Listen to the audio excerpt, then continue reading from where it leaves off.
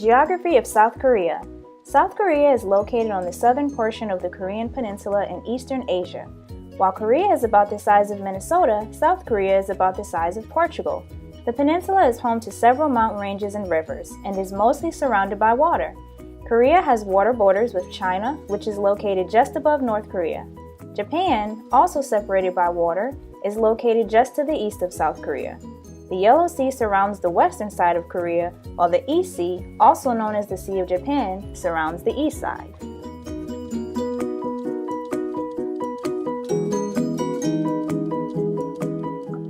Historic religion. Little is known about Korea's earliest history, but anthropologists believe that prehistoric Koreans practiced Korean primal religion, which is the worship of a supreme heavenly spirit called Hanulim. Eventually, this became shamanism, which continues to influence Korea today.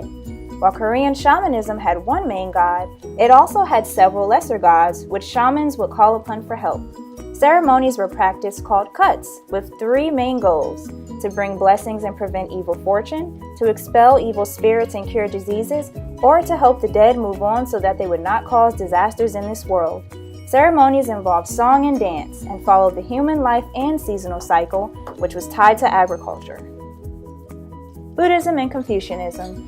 Buddhism, originally from India, came to Korea from China and was officially accepted in 372 AD. Although there were initially tensions between Buddhist adherents and followers of Korean shamanism, shamanism had a significant influence on the practice of Buddhism in Korea. Buddhism became the dominant religion and stayed that way through the unified Shilla and Goryeo dynasties. During the Joseon dynasty, Buddhism was replaced with Confucianism, which came from China, and ancestor worship. In 1910, the Japanese overthrew the short-lived Korean Empire. Japanese rule was the outcome of a process that began with the Japan-Korea Treaty of 1876, where a complex coalition of the Meiji government, military, and business officials sought to integrate Korea into the Empire of Japan. The debate concerned Korea, then in the sphere of influence of King China, which certain elements in the Japanese government sought to separate from Chinese influence and establish as a puppet state. Under Japanese rule, ownership was denied to those who could not provide such written documentation. These turned out to be mostly high-class and impartial owners who had only traditional verbal cultivator rights. When Christianity was brought into Korea from scholars in Beijing, its followers were aggressively persecuted. Many were executed for their beliefs. During Japanese rule, however, Christianity flourished.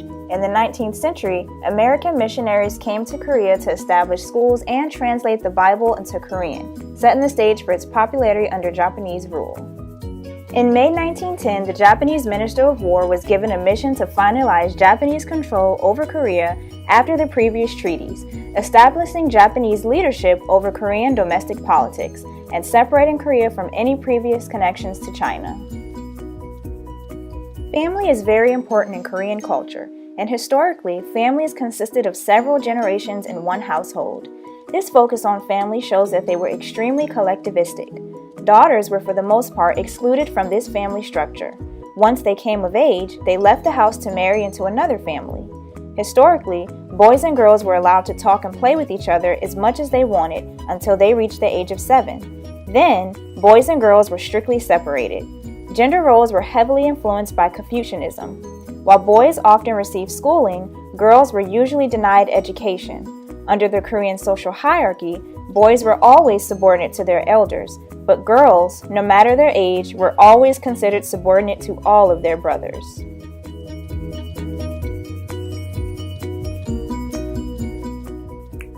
Now, time for an overview. Several religions entered Korea and intermingled. Korean primal religion evolved into shamanism. Buddhism made its way to Korea in 372 AD, and Confucianism arrived about 1,000 years later. Although Christians were originally persecuted, Christianity triumphed under Japanese rule in the early 20th century. Korea has historically passed under many forms of rule.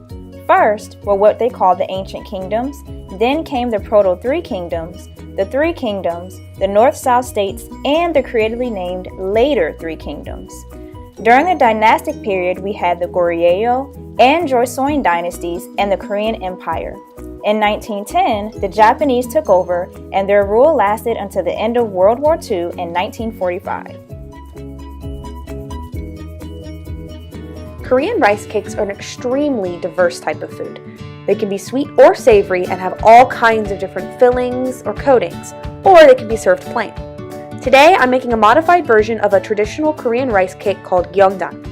The cakes are typically made for holidays and celebrations year-round. Let's get started. To make the pudding filling, take 1 cup of chocolate pudding and separate into drops that are no bigger than a nickel. You may add 1 tablespoon of sweet rice flour and 1 tablespoon of powdered sugar for texture and sweetness if you like. Freeze for at least 3 hours or until solid. While these are freezing, you may make the dough. First, mix 2 cups of sweet rice flour with 1/2 teaspoon of salt and 2 tablespoons of sugar. Then, take 3/4 cups of boiling water and add slowly, mixing till the dough is firm.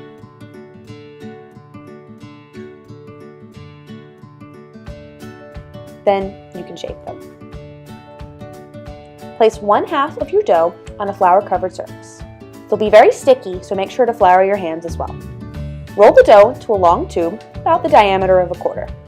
Slice the tube and section off pieces roughly the size of a ping pong ball. Reflour your hands and roll each dough piece into a ball. Put them aside and repeat the process for the other half of your dough. Now, if your pudding isn't frozen yet, cover your dough balls with a wet paper towel to keep them from drying out. Once your pudding is fully frozen, you're ready for the next step. Flour your hands again and flatten one of your dough balls. Take a pudding filling and wrap the dough around it.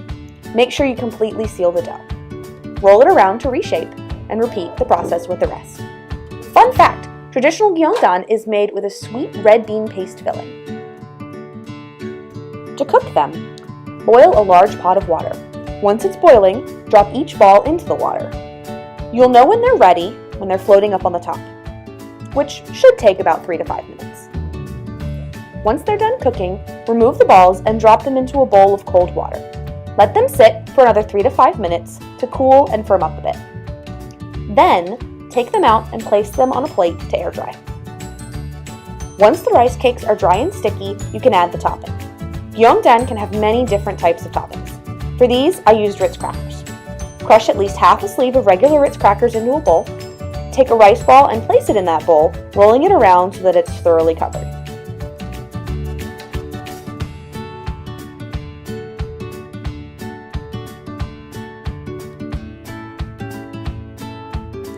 And that's it. Time to enjoy!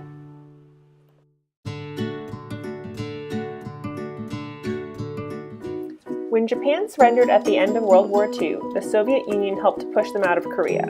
This prompted Korean industrialization. The economic model introduced by the Japanese allowed Korea's economy to transition from largely agricultural to the technological force we know today. When Japan left, the United States and Soviet Union divided Korea at the 38th parallel. The Korean peninsula was now 2 countries, North Korea and South Korea. In 1950, communist North Korea invaded US-backed South Korea, resulting in a bloody war that lasted 3 years. South Korea kept North Korea out, and the division between the 2 countries remained. From now on, South Korea is its own country, so we can focus just on the culture of South Korea.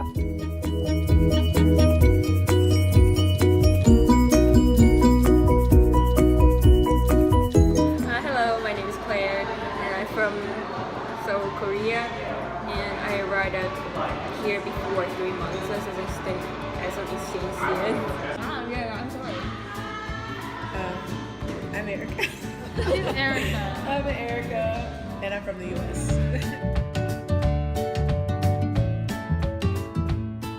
I guess how you think about your culture in comparison to our culture. We say like hello to people and stuff like that, and like in Korea, Usually, just but there are some walk people to- who did like that. So you're not. So when it comes to strangers, are you more like you don't say anything? The way how to approach the people is much more easy for the people, like in America. Okay. Is it so it's different like in Korea, like it's kind of harder to approach people? Nope, it's not been harder. Like you Actually, say, like, hello in and case stuff of my like that. mother, Mm. it's really become my mother becomes really fast becomes friends with really fast another ajumma, you know, ajumma style. It's like an American thing too.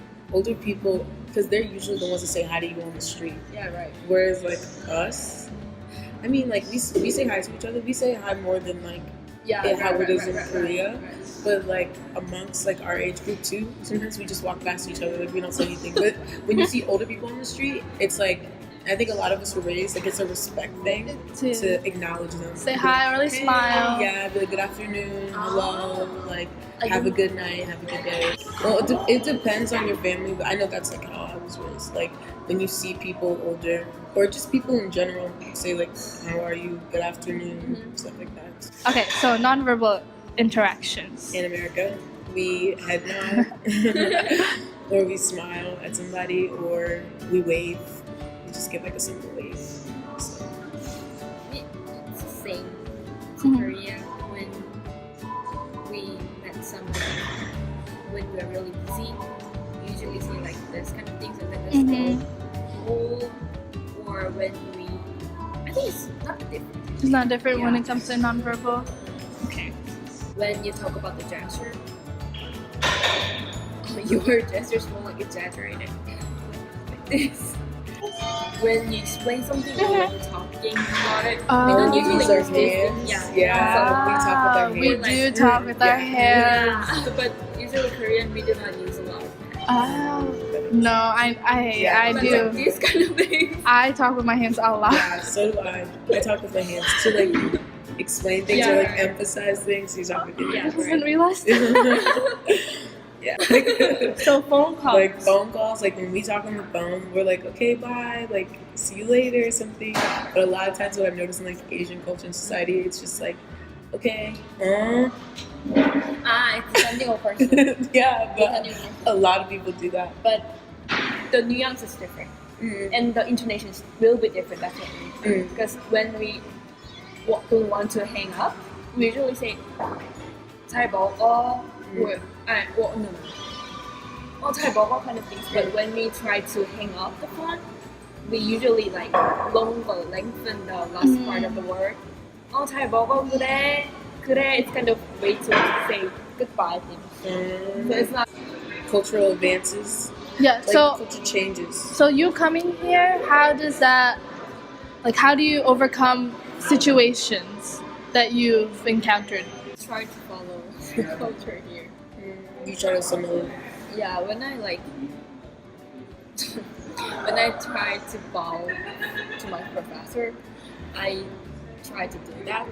But you know, it's not usual thing to do. Yeah. So I like that kind of thing.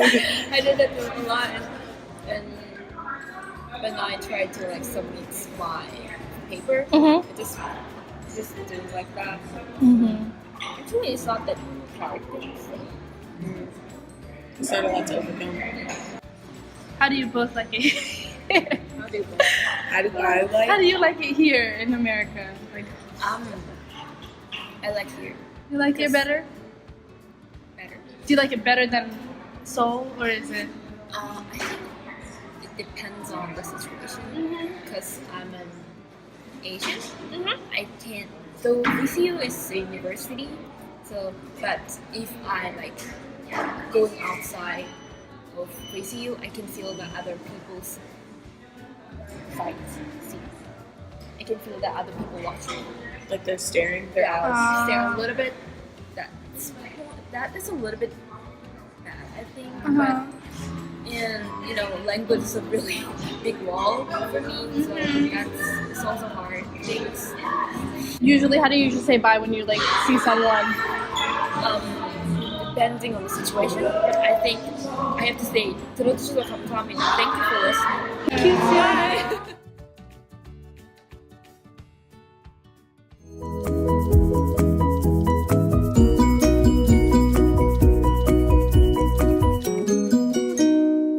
Today in South Korea, Christianity remains the dominant religion. South Korea is the second most Christian country per capita in the world besides the Philippines. The Christian faith in South Korea also produces a very large number of missionaries to the rest of the world. Buddhism is still a very prominent religion, but Confucianism was absorbed into the cultural ideals and values of the country. Since South Korea exited a period of strict Confucianism, several new religions have made their way into the culture.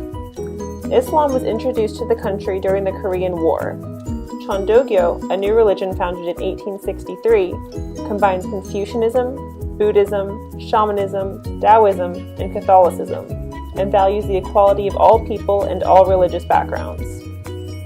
Taejongyo, another religion, worships Dangun, the legendary founder of the Korean nation.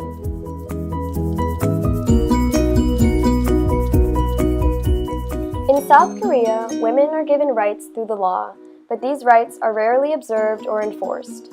In 2013, women were the victims of 86% of all violent crimes. Gender inequality in South Korea comes from the implementation of Confucianism into Korean society.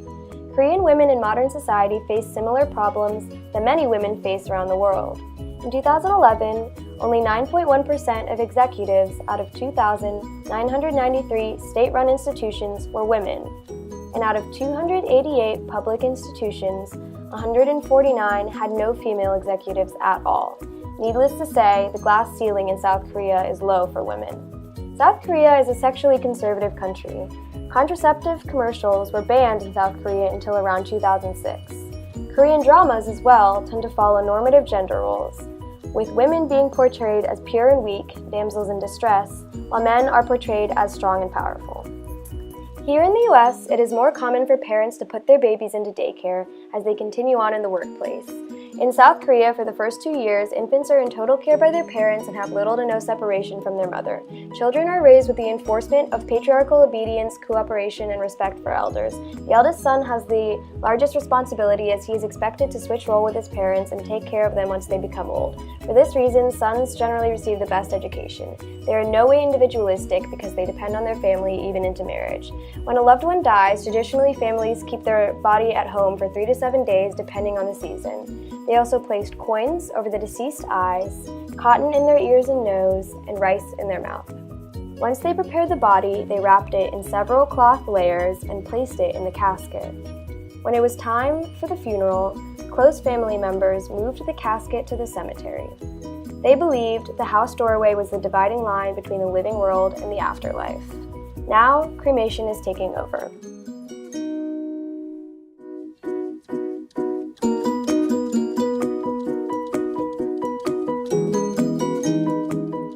The family unit is a very important part of the custom in South Korea. Traditionally, due to the collectivistic approach, families were involved in the arranging of marriages for their children. Traditionally, the groom wears an elaborate costume and rides in a palanquin, a box-shaped mode of transportation with rod handles that is moved by the individuals responsible for carrying it. The groom is carried into the house of the bride to share ceremonial sips of wine where they will have met for the first time. Gifts are not brought to the wedding. Instead, guests prefer to bring their support in monetary form. Today, a westernized wedding is more common. The bride wears the classic white dress down the aisle, and after the ceremony, the bride and groom change into their traditional South Korean dress to celebrate.